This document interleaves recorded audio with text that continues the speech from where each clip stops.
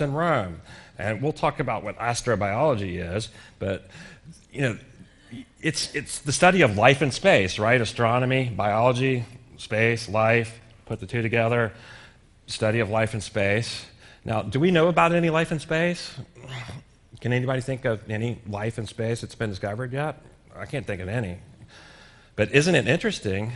You can get a PhD in this science that technically has nothing to study. a cosmologist and astrobiology education outreach designate for the University of Arizona, which is really near where their observatory is. He gave the keynote speech in Rome in 2009. And this is, a little snip of what he said.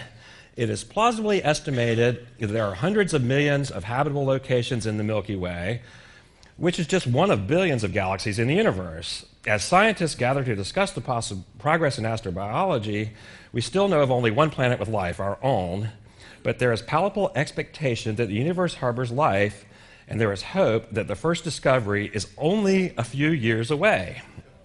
Okay, that was in 2009, which would make that like now, right?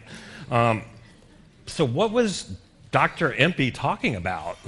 And he's an interesting character as well. I think he's kind of a Buddhist, really associated with Catholics, so it's really interesting how that works together. But I think that what he was speaking of when he thought that they would discover something in a few years are these exoplanets. And that's just a big word that means a planet outside of our solar system. So any planet outside of our solar system. There's so many of those that they're discovering due to the Kepler space satellite that they expect that they're just going to find the right one and that it will harbor life.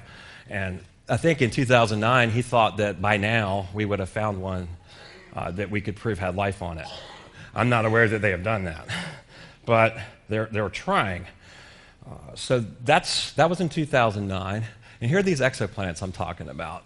And this is a chart of what they call current potentially habitable exoplanets.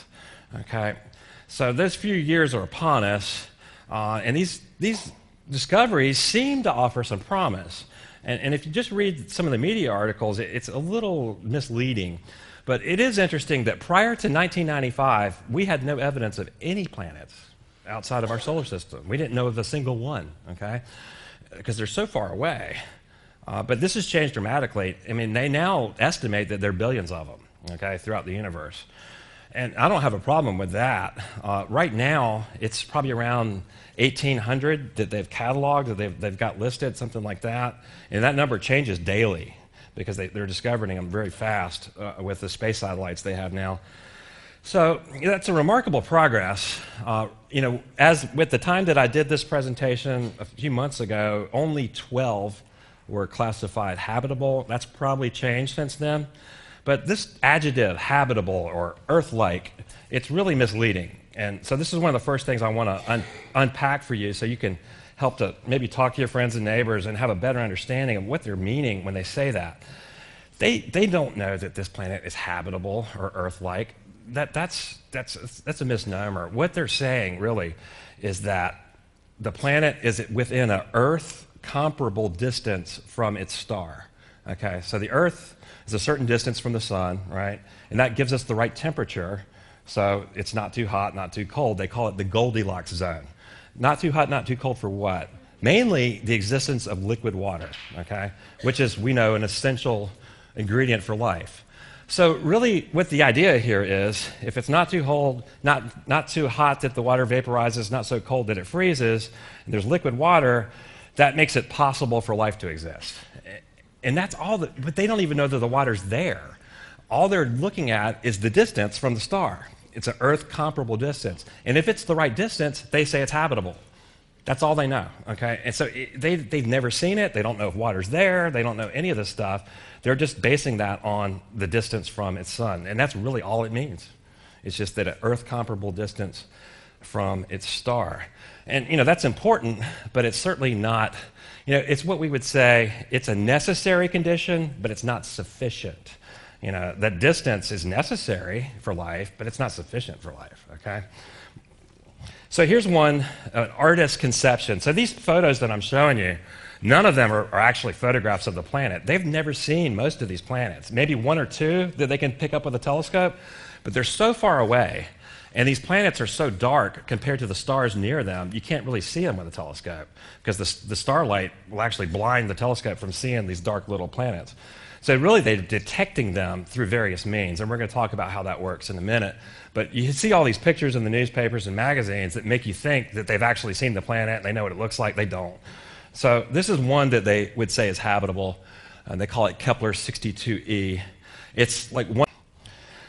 So why do these scientists jump to these conclusions that these planets could have life? Why do they use this vocabulary, earth-like or habitable? Where is that coming from? Well, it's really based on their assumptions, and I'm going to unpack those. This is probably one of the most important parts of understanding this presentation and understanding astrobiology and where these guys are coming from. Our society, and I talked about a little of this last night, we live in Western culture. We've really made scientists into the ultimate arbiters of truth. They really are the guys that are in charge of telling us what's true and what's not. And it kind of results in this idea called scientism.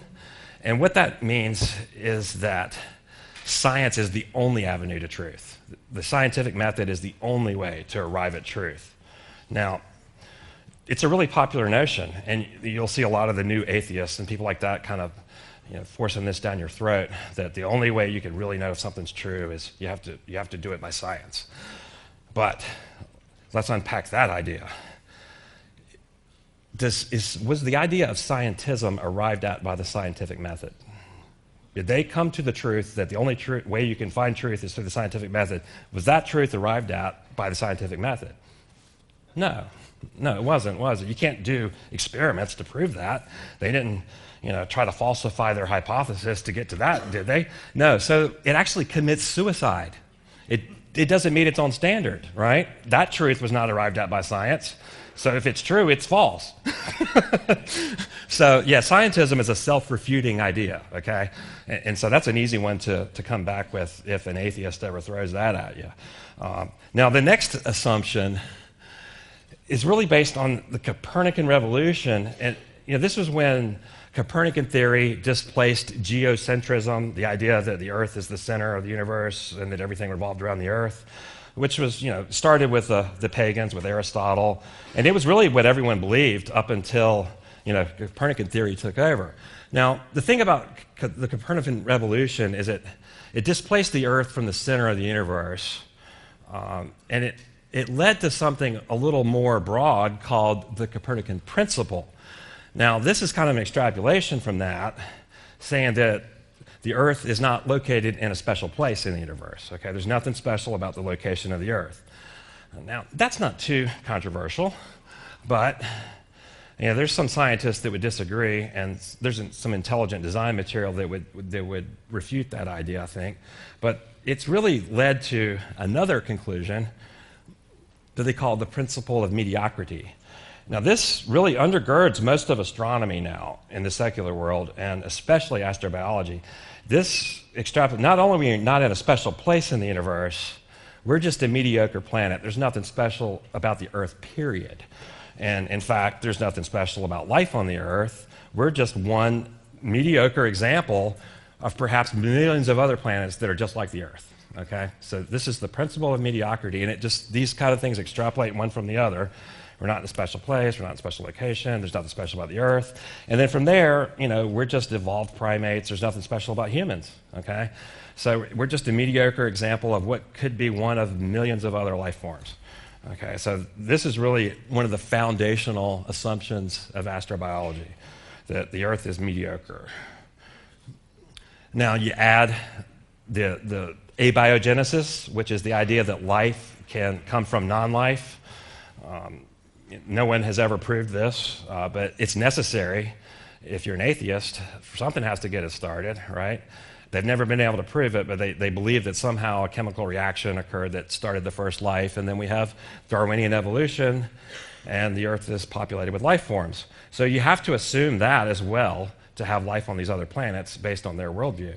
So, and then from there, humans are not special. We're just evolved pond scum. And then extraterrestrial life is inevitable, okay? So you really have to have all of these to assume that these other planets have life. This is kind of the way the thinking works. All right, so these are all assumed, and most of them are far from proven. So this is the worldview that's behind astrobiology. This was what fuels this line of thinking.